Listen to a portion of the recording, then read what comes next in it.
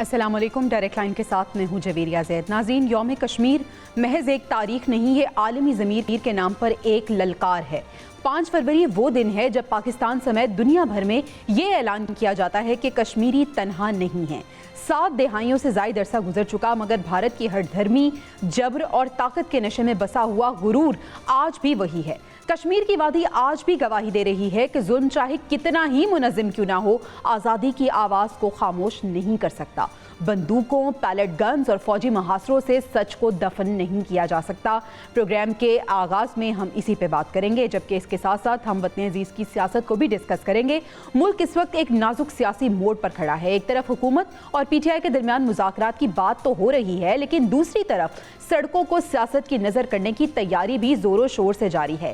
یہ تضاد خود بہت کچھ کہہ جاتا ہے۔ شہباز شریف کی سہیل آفریدی سے ملاقات محض ایک ملاقات نہیں، یہ اس حقیقت کی علامت ہے کہ غالباً طاقت کے مراکز بھی استحکام چاہتے ہیں، تصادم نہیں۔ پی ٹی آئی آج جس سیاست پر کھڑی ہے وہ احتجاج کم اور انتشار زیادہ دکھائی دیتا ہے۔ اندرونی اختلافات، قیادت کے بیانیے میں تضاد اور فیصلوں میں غیر یقینی صورتحال پارٹی کو خود اپنے ہی سوالوں کے کٹہرے میں لا کھڑا کرتی ہے۔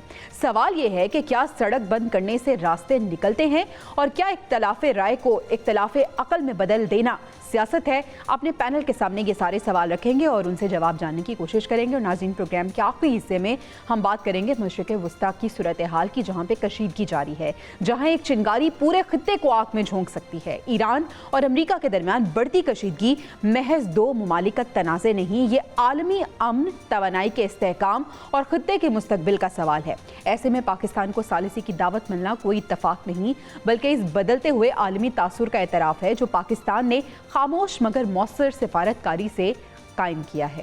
ناظرین، ڈسکشن کا آغاز کرتے پینل کا تعارف میں آپ سے کرا دیتی ہوں۔ آج کے ڈسکشن کے لیے سینئر اینالسٹ نصر اللہ ملک صاحب ہمیں جوائن کر چکے ہیں۔ مسعود رضا صاحب اینکر پرسن، تجزیہ کار، ہمارے ساتھ موجود ہوں گے۔ آغاز نصر اللہ ملک صاحب سے کرنا چاہوں گی۔ نصر اللہ ملک صاحب، 5 فروری یوم یکجہتی کشمیر پاکستان سمیت دنیا بھر کشمیر کے ساتھ یکجہتی کا اظہار تو کر رہی ہے، لیکن سر سوال یہ ہے کہ 7 دہائیاں گزرنے کے بعد بھی مسئلہ کشمیر آخر حل کیوں نہیں ہوا؟ وزیر اعظم صاحب نے بھی یکجہتی کا اظہار کرتے ہوئے کہا ہے کہ بھارت جس زبان میں اب بات کرے گا، پاکستان اسی زبان میں جواب دے گا اور پاکستان کشمیریوں کے ساتھ ہے۔ سر، کیا وجہ ہے کہ ابھی تک مسئلہ کشمیر حل نہیں ہو سکا؟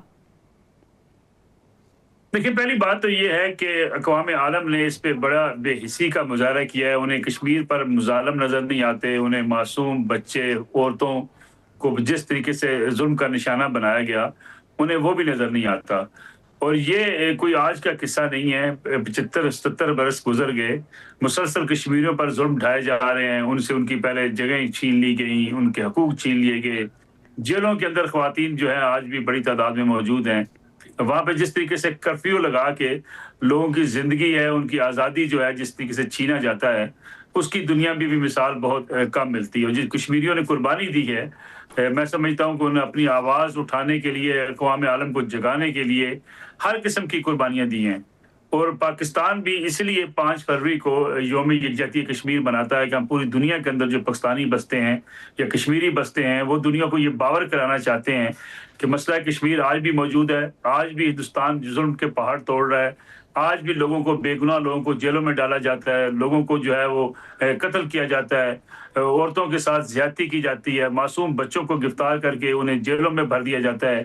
پھر نام نہاد جو انسانی حقوقی چیمپئن ہیں بنتی ہیں تنظیمیں، وہ اس پہ خاموش تماشائی بنی ہوتی ہیں۔ یہی واقعہ، یہی صورتحال کسی ویسٹ کے ملک میں ہوتی تو پوری دنیا چیخ رہی ہوتی۔ تو میں سمجھتا ہوں کہ پاکستان اسی مقدمے کو لے کے UN کے اندر موجود ہے، پاکستان اقوام عالم کو جگاتا ہے، پاکستان دنیا کو یہ باور کراتا ہے کہ جب تک کا مسئلہ کشمیر کو حل نہیں کریں گے، 2 ایٹمی قوتیں ہیں پاکستان اور ہندوستان، اگر ان 2 ایٹمی قوتوں کے مابین جو اصل وجہ تنازع ہے وہ کشمیر ہے، اگر وہ حل نہیں ہوتا تو یہ جنگ کے دہانے پر موجود رہیں گی، اس خطے کے امن کو جو خطرات ہیں وہ موجود رہیں گے۔ اور اگر کشمیریوں کے اوپر اسی طریقے سے مظالم ڈھائے جاتے رہے تو دونوں ملکوں کے مابین نہ امن ہو سکے گا، نہ کوئی پاکستان اور ہندوستان کے مابین تعلقات میں بہتری آ سکتی ہے۔ اس لیے پاکستان کشمیریوں کا پشتیبان بھی ہے، ان کا سفارتکار بھی ہے، اور پاکستان ان کی ہر موقع پہ سیاسی اور سفارتی مدد کرنے کے لیے میدان میں موجود رہا، اس لیے کہ پاکستان کشمیر کو اپنی شاہراہ سمجھتا ہے۔ اور ہندوستان کو بھی یہ بات سمجھنی ہوگی کہ آخر کب تک وہ کشمیریوں کے حقوق کو دبائے رکھے گا. بالکل صحیح، بالکل صحیح. مسعود صاحب، کشمیر میں کھلے عام دہشت گردی ہو رہی ہے لیکن دنیا خاموش تماشائی بنی ہوئی ہے. جس طرح سے نلا ملک صاحب بھی بات کر رہے تھے کہ انسانی حقوق کے جو چیمپئنز بنے ہوئے ہیں وہ اس پہ بالکل خاموش ہیں. آپ کو لگتا ہے کہ پوری دنیا میں مسلمانوں پہ یہ ظلم کیا جا رہا ہے؟ اگر یورپ میں یا کسی اور مذہب سے تعلق رکھنے والے انسانوں پر یہ ظلم ہوتا تو بات ایسی نہ ہوتی. غزہ میں مسلمانوں پہ ظلم ہو رہا ہے، کشمیر میں مسلمانوں پہ ظلم ہو رہا ہے، اور پوری دنیا میں. آپ کیا سمجھتے ہیں؟ بالکل درست کہہ رہی ہیں آپ. کشمیر ہو، فلسطین ہو، یا آپ اور ان ممالک کو دیکھیں جہاں پر جنگیں مسلط کی گئی اور انہیں تہس تہس کر دیا گیا، چاہے وہ سیریا ہو، چاہے وہ یمن ہو، چاہے وہ لیبیا ہو. وہاں پر جو کچھ بھی ہوا وہ دنیا میں اس کی مثالیں نہیں ملتی ہیں کہ کس طرح سے. اور اسی کے برعکس اگر آپ دیکھیں تو آپ جاوا کو دیکھیں، آپ روہنگیا کو دیکھیں، بہت سی ایسی مثالیں جہاں پر ذرا سی آزادی کی تحریک جو ہے وہ پنپی اور اس کے بعد فوراً انٹرنیشنل کمیونٹی وہاں پر آ گئی اور آ کر انہوں نے الگ ملک بنا دیے. مگر کشمیر کے ساتھ ایسا نہیں ہوتا، فلسطین کے ساتھ ایسا نہیں ہوتا. تو یہ مسلمانوں کی بدقسمتی سے کمزوری ہے. اور غیر مسلم قوتیں وہ ان کی اجارہ داری رہی ہے، ان کی ان تنظیموں میں، ان عالمی فورمز پر ان کی اجارہ داری رہی ہے جہاں سے فیصلے ہو سکتے تھے. ایک تو سبب یہ ہے. دوسرا یہ کہ دیکھیں اس طرح کے معاملات جو ہیں دو ہی طریقوں سے حل ہوتے ہیں. یا تو کوئی ملک بہت طاقتور ہو اور دوسرا ملک اس کے سامنے گھٹنے ٹیک دے، یا دوسری چیز یہ کہ بہت اچھے تعلقات ہوں، اتنے اچھے تعلقات ہوں کہ دونوں ملکوں کی سرحدیں بہت ہی سافٹ ہوں اور اس کے بعد کہیں جا کے کوئی ریزالو نکل آئے. بدقسمتی سے پاکستان کو کبھی بھارت نے تسلیم ہی نہیں کیا. بھارت میں جو ہندوتوا سوچ ہے، جو بی جے پی کی خاص طور پہ سوچ ہے، انہوں نے کبھی پاکستان کو تسلیم نہیں کیا. وہ آج تک پورے بر صغیر کو جو ہے وہ اکھڑ بھارت کا نعرہ لگاتے ہیں اور ان کا خواب یہ ہے، خام خیالی ان کی یہ ہے کہ وہ دوبارہ سے کوئی اکھڑ بھارت جو ہے وہ اس کو قائم کر سکتے ہیں. اچھا، دنیا یہ تو دیکھتی ہے کہ جو نام نہاد اسلامی تنظیمیں ہی صحیح، جو کل عدم تنظیمیں ہیں، وہ جب کسی ری یونین کی بات کرتی ہیں، کسی علاقے کی بات کرتی ہیں تو وہ تو دہشت گرد ہوتی ہیں. مگر یہ اس طرح کے ممالک جب آزاد ممالک کو دھمکیاں دیتے ہیں کہ ان کو اپنا زیر نگی بنا لیں گے یا ان پر قبضہ کر لیں گے اور اس سوچ کے ساتھ حکومت کرتے ہیں، تو اس پر بھی کوئی آواز نہیں ہوتی. تو پاکستان اور بھارت کے درمیان یہ معاملہ اول دن سے موجود ہے اور یہ اس وقت تک رہے گا جب تک پاکستان جو ہے وہ کشمیریوں کو حق خود ارادیت دلوانے میں کامیاب نہیں ہو جاتا. اور حق خود ارادیت کا ہی تو معاملہ ہے.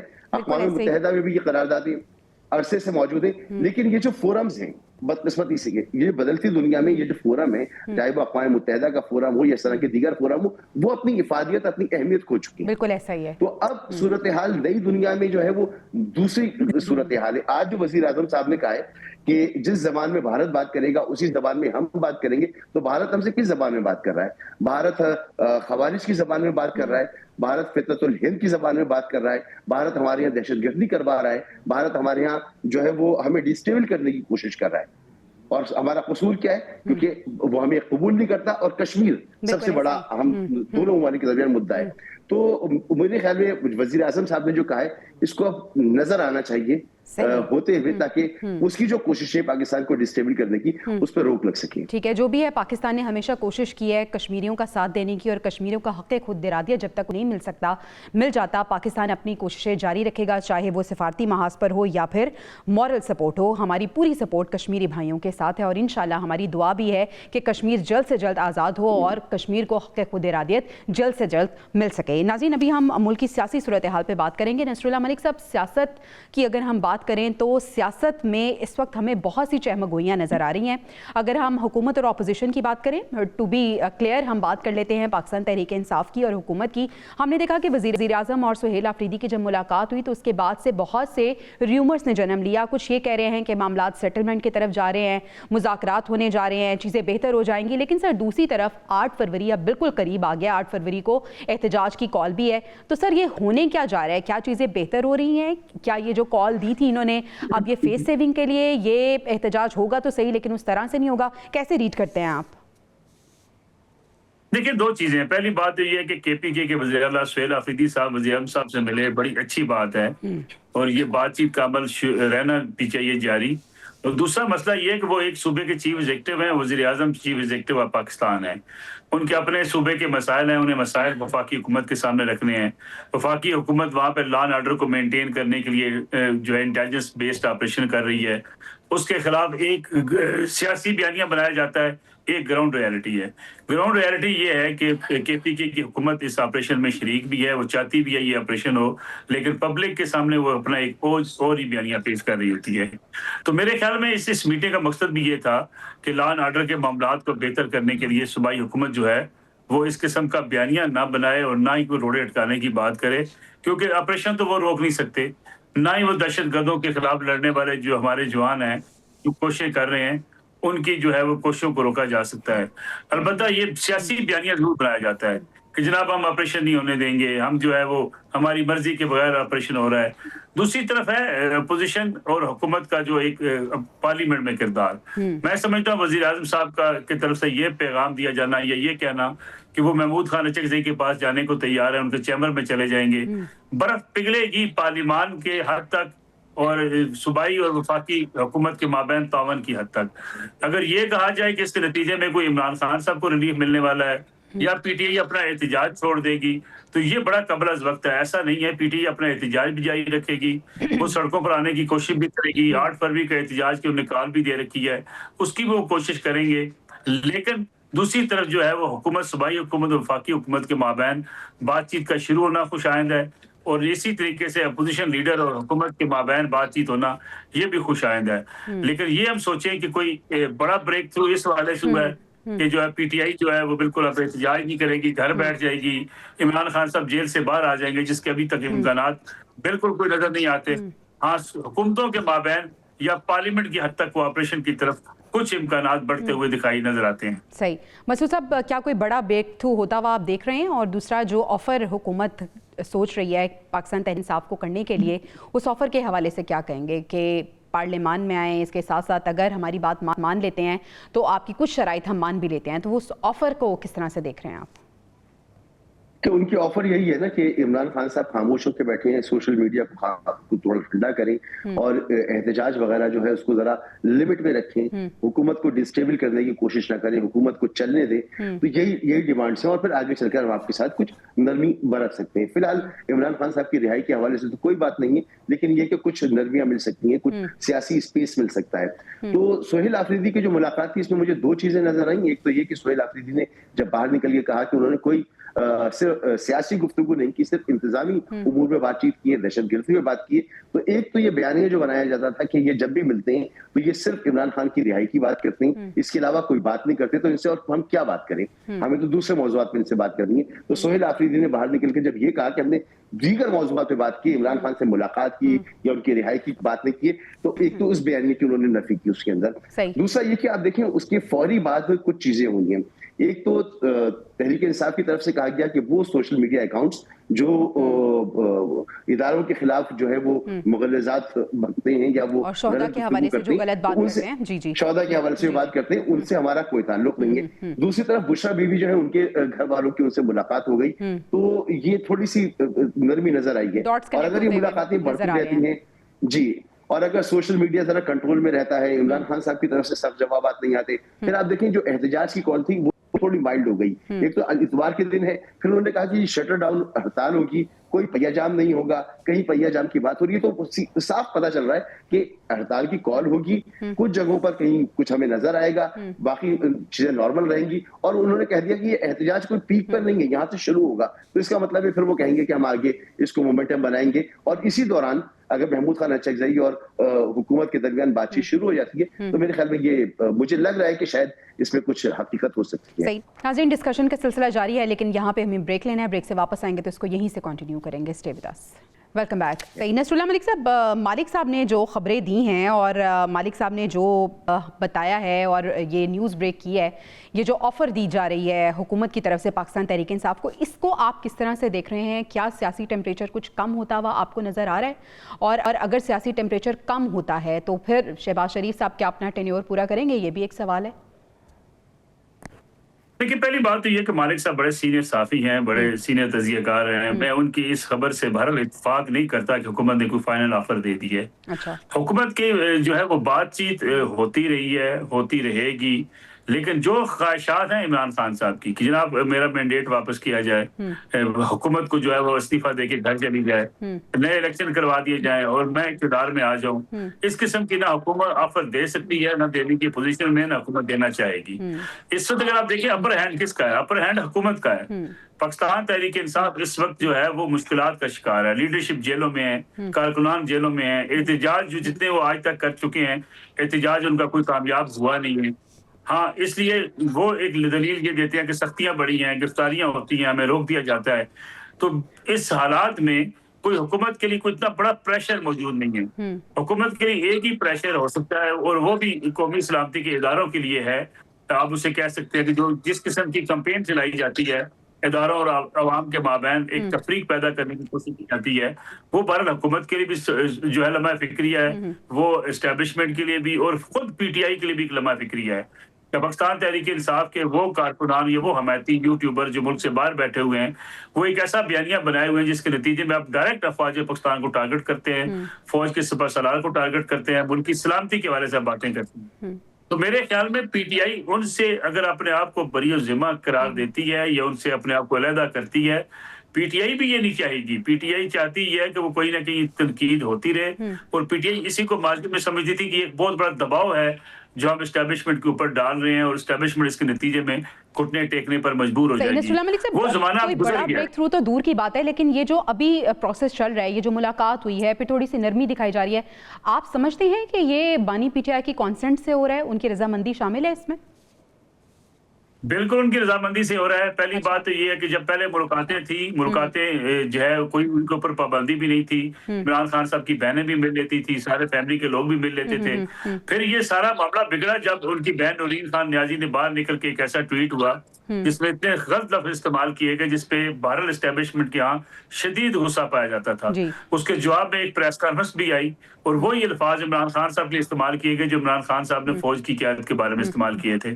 تو اس کے بعد ملاقاتیں بند کر دی گئیں اور انہوں نے جب چیلنج کیا کہ ہم ملاقاتیں کریں گے، ہم دھرنا دیں گے، جیل کے باہر ہم پہنچ جائیں گے، وہ سارے حربے ناکام ہو گئے. اب اپر ہینڈ حکومت کا ہے، 8 فروری کے بعد ان کی ملاقات بھی ہو جائے گی. اب وہ دیکھیں بیرسٹر گور جو ہے وہ کہتے ہیں رہا کرنے کی ڈیمانڈ سے اب ہم ملاقات کرواؤ پر آ چکے ہیں. تو میرے خیال میں تحریک انصاف نے جتنے سیاسی کارڈز کھیلے ہیں اس کو اس کا کوئی فائدہ نہیں ہوا. اگر وہ فائدہ اٹھاتے ماضی میں تو اٹھایا جا سکتا تھا. علی میر گنڈا پور صاحب معاملات کو کافی حد تک اس جگہ پہ لے گئے تھے کہ عمران خان صاحب بنی گالا شفٹ ہو جاتے، شکایات کم ہو جاتی، ان کی ملاقاتوں پر اتنی پابندی نہ ہوتی اور جو سہولیات ان کو یہاں پہ ڈیمانڈ کی جاتی ہیں وہاں تو ان کو وہ ساری مل رہی ہوتی. تو میرے خیال میں تحریک انصاف غلط کیلکولیٹ کر گئی. پہلے اسے نومبر کے جو احتجاج تھے اسلام آباد کی طرف وہ غلط کیلکولیٹ کیا. اس سے پہلے آرمی چیف کی تعیناتی کو غلط کیلکولیٹ کر گئی، وہ پنڈی کی طرف مارچ کرنے پر چل پڑے اور یہی حال ہوا تھا 9 مئی کو. تو میں سمجھتا ہوں کہ تحریک انصاف نے جو احتجاجی سیاست کی وہ ایک انقلاب لانے والی سیاست تھی جس میں وہ بری طریقے سے ناکام ہو چکے ہیں. اب کچھ وہ سپیس لے لیتے ہیں تو یہ ان کی کامیابی ہوگی. ٹھیک ہے، مسعود صاحب سے بھی یہی سوال کرنا چاہوں گی. مسعود صاحب، پاکستان تحریک انصاف کو زیادہ نقصان پہنچا کیا چیز رہی ہے؟ غلط بیانیاں جو بنا رہے ہیں، بار بار بیانیے کو تبدیل کر رہے ہیں، غلط جو کیلکولیشنز کی جا رہی ہیں، یا پھر امیچور پولیٹیکل سٹنٹس انہیں زیادہ نقصان پہنچا رہے ہیں؟ وہ رویہ جس میں لچک نہیں ہے، عمران خان کا جو رویہ رہا ہے اس میں اگر لچک ہوتی تو نصر اللہ ملک صاحب بالکل درست فرما رہے ہیں کہ یہ بہت سارے ریلیف مل چکے ہوتے ہیں. اور طریقہ وہی ہے کہ آپ کو تھوڑی لچک دکھانی ہوگی، سسٹم کو قبول کرنا ہوگا. یہ نہیں ہوگا کہ آپ 2024 کے جو الیکشن ہے آپ انہیں کہیں کہ انہیں کالعدم قرار دے دیا جائے، ان کا مینڈیٹ واپس کر دیا جائے، انہیں دوبارہ سے اقتدار میں لے آیا جائے یا دوبارہ الیکشن اناؤنس ہو جائے. ایسا کچھ نہیں ہونے والا. تو طریقہ یہی ہے کہ آپ تھوڑی نرمی اختیار کریں، لچک دکھائیں، آپ سسٹم کو چلنے دیں، اپنا تھوڑے بہت ہلکی پھلکی موسیقی آپ کرتے رہیں، لیکن سسٹم کو اس سے نقصان نہیں ہونا چاہیے. سیکیورٹی اداروں کو بلیم کرنا آپ کو چھوڑنا ہوگا. آپ کو یہ جو ملک میں آپریشنز ہیں ان کو تنقید کا نشانہ بنانا ختم کرنا ہوگا. پھر آپ کو جو اپنا ڈیجیٹل میڈیا سوشل میڈیا ہے اس پر کنٹرول کرنا ہوگا. ایک قدم تو آپ نے لیا کہ جو آپ کے کنٹرول میں نہیں, آپ نے کہہ دیا ہمارا ان سے کوئی تعلق نہیں ہے, لیکن جو آپ کا سوشل میڈیا ہے وہ تو ہے نا, وہ تو ایک حقیقت ہے, تو اس پر آپ کو کنٹرول کرنا ہوگا.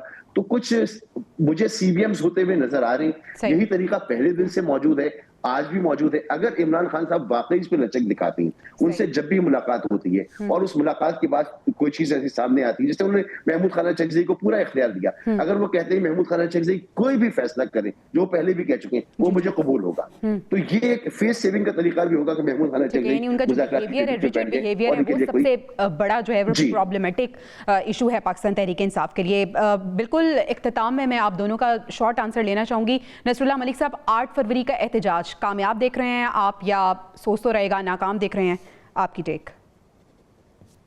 لاہور میں اور پنجاب میں لوگ پتنگیں اڑائیں گے, خیبر پختونخوا میں یہ کہیں گے جناب ہم چند جگہوں پہ ہم نے اپنے کارکن نکل آئے ہیں, باقی پورے ملک کے اندر پہیا چلتا رہے گا, نہ آپ کو کہیں ہڑتال نظر آئے گی. اتوار کا روز ہوگا, وہی دکانیں بند ہوں گی جو تاجر نارمل ہر اتوار کے روز بند کرتے ہیں. میرے خیال میں یہ احتجاج کے روز اتوار کا دن اس لیے رکھا گیا تھا کہ ایک فیس سیونگ ملے, لیکن میں سمجھتا ہوں اس کا پی ٹی آئی کو ایک بار پھر نقصان ہوگا کہ 8 فروری کے روز جو انہوں نے احتجاج کی یا پہیا جام کی جو کوشش کی وہ ایک بار پھر ناکام ہوگی. مسعود صاحب, آپ کیسے سمجھتے ہیں 8 فروری احتجاج کامیاب ناکام کیسا دیکھتے ہیں آپ؟ جی, مجھے نہیں لگتا کوئی بہت بااثر احتجاج ہوگا. بالکل رسول اللہ صاحب نے جیسا کہا وہی سینیریو لگ رہا ہے, لیکن اپوزیشن جب اتنی زیادہ سختیوں میں ہو اور اس پوزیشن میں ہو تو وہاں پر کوئی احتجاج اس طرح سے فوری کامیاب بھی نہیں ہوتے. لیکن یہ کہ عوامی رائے کیا تبدیل ہو جائے گی یا عوامی رائے تبدیل ہو رہی ہے, اس کے لیے ہمیں دیکھنا ہوگا کہ جب کوئی الیکشن کا موقع ہوتا ہے تو پھر اس وقت ہم اس کا کوئی تجزیہ کر سکیں گے. فی الحال جو تاثر موجود ہے وہ یہ کہ عوامی رائے میں بڑا فرق نہیں آئے گا.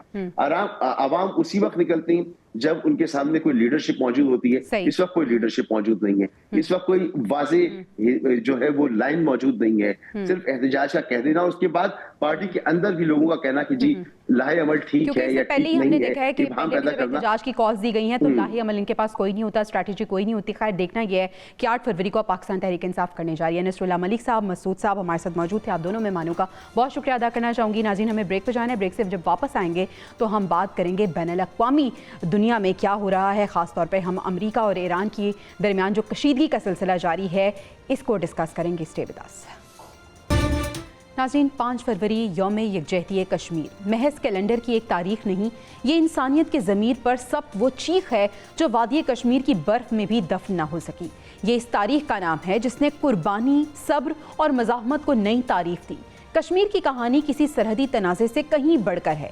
یہ ایک قوم کی شناخت, اس کے حق انتخاب اور اس کے خوابوں کی داستان ہے. اس کے ساتھ ساتھ برسوں سے بھارتی جبڑ نے وادی کو ایک کھلی جیل بنا رکھا ہے. گھروں پر تالے, سڑکوں پر بندوقیں, آنکھوں میں پیلٹ اور دلوں میں خوف. یہ سب اس سچ کو مٹانے کی ناکام کوششیں ہیں کہ کشمیری اپنی آزادی کا حق مانگ رہے ہیں, کوئی خیرات نہیں. ماؤں کی آہیں, بہنوں کے آنسو اور بچوں کی سسکیاں گواہی دیتی ہیں کہ طاقت ظلم کو قائم تو رکھ سکتی ہے, جائز نہیں بنا سکتی. تاریخ بتاتی ہے کہ ظلم کتنا ہی منظم کیوں نہ ہو, انسان کے جذبہ آزادی سے بڑا نہیں ہوتا. کشمیری نوجوان پتھر نہیں اپنے مستقبل کی چابیاں اٹھائے کھڑے ہیں. وہ چیخ رہے ہیں کہ ہمیں سنا جائے, ہمیں دیکھا جائے, ہمیں انسان سمجھا جائے. یوم یکجہتی کشمیر ہمیں یاد دلاتا ہے کہ خاموشی جرم ہے اور آواز بننا فرض. یہ دن تجدید وفا کا دن ہے کہ کشمیری تنہا نہیں, نہ آج نہ کل. جب تک حق خود ارادیت کی صبح طلوع نہیں ہوتی, جب تک انصاف کا سورج وادی میں نہیں چمکتا, یہ یکجہتی زندہ رہے گی. کیونکہ تاریخ نے ہمیشہ ثابت کیا ہے کہ جبر عارضی ہوتا ہے مگر سچ ہمیشہ باقی رہتا ہے. اس سب پہ بات کرنے کے لیے اقوام متحدہ میں مستقل مندوب اور سفیر, جنیوا اور نیو یارک, چین اور امریکہ میں پاکستان کے سفیر اور سابق صدر آزاد جموں کشمیر سردار مسعود خان صاحب ہمارے ساتھ موجود ہیں. Sir, thank you so much for your time. یوم یکجہتی کشمیر کے حوالے سے سب سے پہلے تو سر میں آپ کے خیالات اور جذبات جاننا چاہوں گی, کیا کہیں گے آپ؟ جہاں بھی پاکستانی اور کشمیری موجود ہیں انہوں نے آج آزادی کشمیر کا جھنڈا بلند کیا ہوا ہے اور وہ احتجاج بھی کر رہے ہیں, اور وہ عالمی برادری کو بالخصوص اس کے شہریوں کو اور رائے ساز اداروں کو بتا رہے ہیں کہ کشمیر میں کس طریقے سے, مقبوضہ کشمیر میں کس طریقے سے ظلم و ستم ہو رہا ہے. ہندوستان کس قسم کے کالے قوانین کے ذریعے کشمیریوں کو قتل کر رہا ہے یا ان کو جو ہے ان کو ٹارچر کر رہا ہے، اس کے بعد ان کو جو ہے غیر قانونی طور پر قید رکھا ہوا ہے، آدھی بیواؤں کا مستقبل انہوں نے تاریک کیا ہوا ہے، انہوں نے کس طریقے سے بے رحمی سے بچوں کو مارا ہے، کس طریقے سے انفورس ڈس اپیئرنسز ہوتی ہیں، زبردستی لوگوں کو غائب کر دیا جاتا ہے، اور وہاں جو ہے ماس گریوز ہیں جس میں لوگوں کو اٹھا کے لے گئے اور ان کی قبریں بعد میں ملی ہیں۔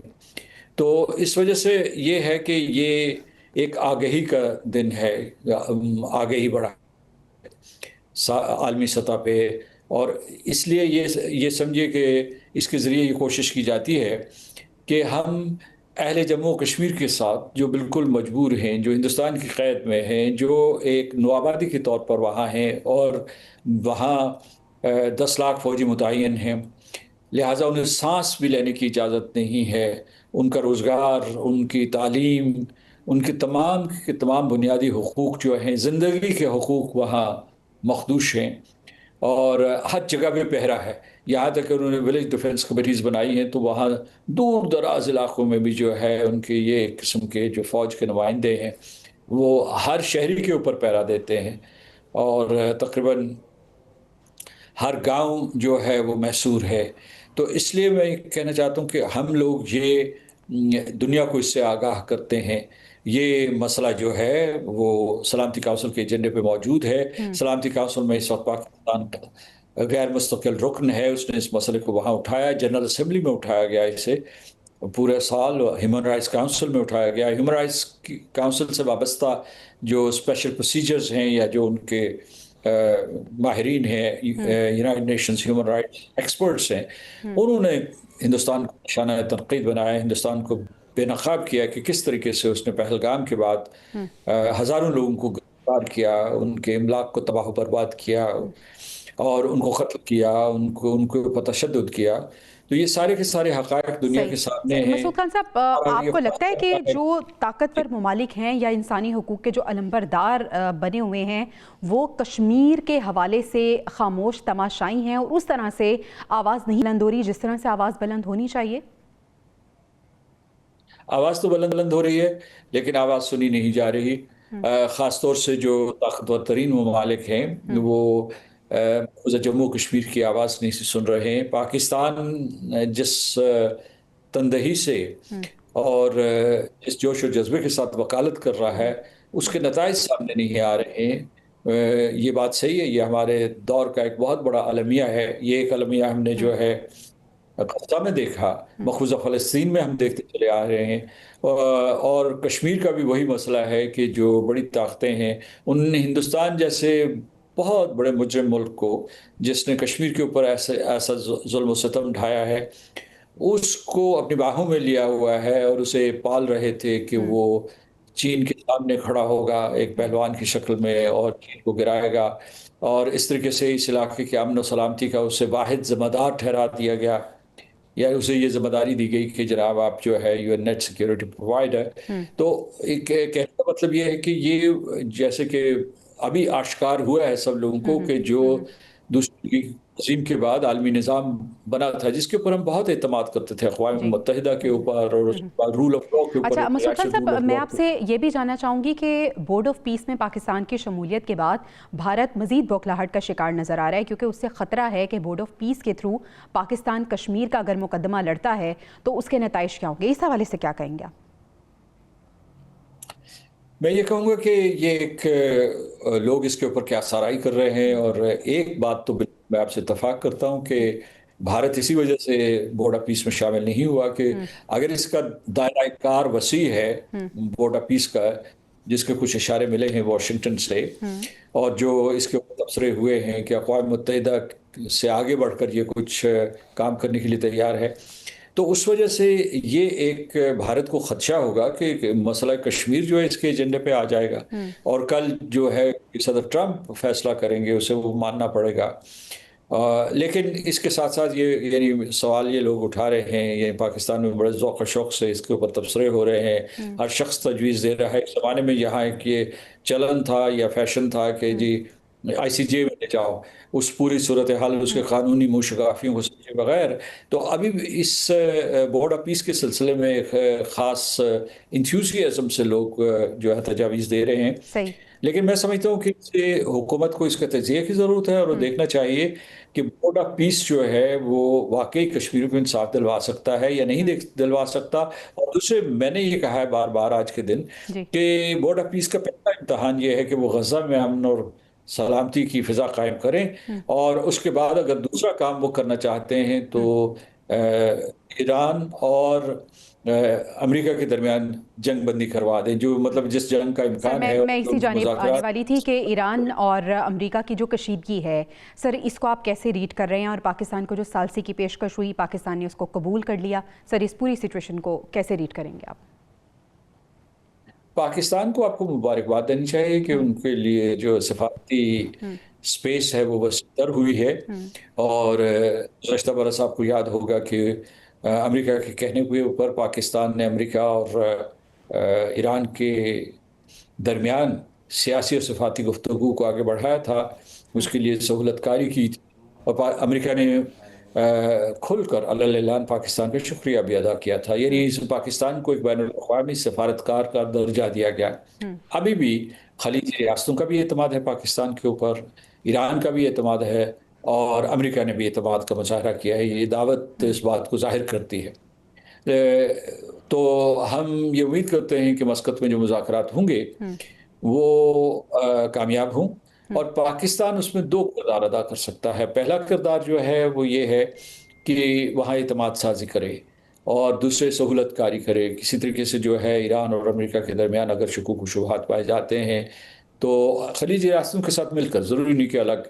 اور دوسرا یہ ہے کہ خلیجی ریاستیں جو معاہدہ، اگر معاہدہ ہو جاتا ہے، مذاکرات کامیاب ہو جاتے ہیں، تو جو معاہدہ ہوتا ہے امریکہ اور ایران کے درمیان، اس کے عمل درآمد کے ضامن بنے.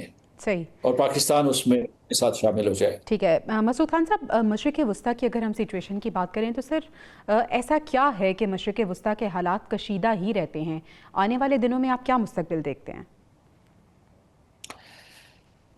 دیکھیے، صدر ٹرمپ نے یہ کہا ہے کہ وہ غزہ میں امن لائیں گے، اور لیکن جو خبریں آ رہی ہیں اسرائیل سے، جو خبریں آتی ہیں جس طرح سے اسرائیل جو ہے کسی قانون کا پابند نہیں ہے، غزہ میں وہ خلاف ورزی کرتا رہتا ہے جنگ بندی کی. تقریباً جب سے جنگ بندی ہوئی اس وقت سے اب تک جو ہے 500 لوگوں کو پہلے سے مار چکے ہیں جو اسرائیلی افواج ہیں. تو اس میں یہ جنگ بندی تو نہ ہوئی، یعنی اس سکیل پہ تو نہیں مار رہے ہیں جس قسم کا وہ جینوسائیڈ کر رہے ہیں، لیکن 500 لوگ بھی کم نہیں ہیں. اور یہ چند ہی مہینوں کی بات ہے. اس کے علاوہ یہ ہے کہ جو ان کی اسرائیلی پارلیمنٹ ہے کنیسٹ، اس نے ایک قرارداد پاس کی ہوئی ہے کہ وہ مقبوضہ فلسطین جو ہے اس کو ایک آزاد ریاست نہیں بننے دیں گے، بلکہ اس کو منسلک کر لیں گے اسرائیل کی ریاست کے ساتھ. اور تیسرا یہ ہے کہ وہاں مقبوضہ فلسطین میں غیر قانونی آباد کاری جاری ہے. ابھی جو ہے بہت سی اور نئی سیٹلمنٹس کا اعلان کر دیا ہے. تو وہ کون سی آزادی ہے جو اہل فلسطین حاصل کر سکیں گے، یا ان کو ایک خود مختار ریاست مل جائے گی؟ تو میں سمجھتا ہوں کہ اگرچہ آثار یہ ہیں یا قرائن یہ ہیں کہ کسی طریقے سے امریکہ جو ہے بہت اور صدر ٹرمپ جو ہے وہ خلوص نیت کے ساتھ جو ہے کوشش کر رہے ہیں کہ یہاں امن و سلامتی ہو، لیکن یہاں اسرائیل کا فیکٹر ہے، اور اسرائیل جو ہے وہ ایک بڑا اسرائیل چاہتا ہے، گریٹر اسرائیل چاہتا ہے. تو مجھے لگتا یہ ہے کہ ان تمام تر کوششوں کے باوجود یہاں اس خطے میں خلفشات جاری رہے گا. اچھا مسعود خان صاحب، اگر ہم ٹرمپ کی پرسنالٹی کی بات کریں تو ڈونلڈ ٹرمپ بڑے انپریڈکٹیبل ہیں. ایک طرف مذاکرات کی بات ہوتی ہے تو دوسری طرف ہم دیکھ رہے ہیں کہ ایران کے ڈرون گرائے جاتے ہیں، پھر دھمکیاں بھی دی جاتی ہیں. اور اگر ہم اسرائیل کی بات کریں تو اسرائیل کو مکمل طور پہ پشت پناہی حاصل ہے ڈونلڈ ٹرمپ کی بھی. اس صورتحال میں اب کیا یقین کیا جائے؟ دیکھیے، امریکہ کے لوگوں نے ان کو منتخب کیا ہے، اور ان کی بہت بڑی کنسٹیٹوئنسی ہے، جیسے کہتے ہیں کہ میک امریکہ گریٹ اگین یا امریکہ فرسٹ کی کنسٹیٹوئنسی ہے. اور اسرائیل کا امریکہ کے اوپر بہت ہولڈ ہے، وہ کانگریس ہو یا ان کی انتظامیہ ہو، اس کے علاوہ جو ان کے جتنے بھی حساس ادارے ہیں یا ان کے جو باثر ادارے ہیں، وہ ٹریجری ہو، پینٹاگون ہو، وہاں ان کی پینیٹریشن موجود ہے. یہ بینکنگ انسٹیٹیوشن سارے کے سارے ان کے اوپر جو ہے اسرائیلی حاوی ہیں، اور ان کا ایک بڑا منظم سسٹم ہے نیٹ ورک میں، اور ان کی مرضی کے خلاف امریکہ میں وہ ڈیموکریٹس ہوں یا ریپبلکنس ہوں کوئی فیصلہ نہیں لے سکتے، بلکہ وہ ان کی اسرائیل کی محبت میں گرفتار ہیں. وہاں ایونجلسٹ جو ہیں وہ جو ہے زائنزم کی حمایت کر رہے ہیں. تو اس صورتحال میں ایک طریقے سے تو میں سمجھتا ہوں کہ امریکہ بھی مظلوم ہے کہ وہ ایک چھوٹا ملک جسے انہوں نے ہی بنایا تھا، اس نے ہائی جیک اب کیا جو ہے وہ حکم دیتا ہے، وہ اس کا تابع فرمان ہے.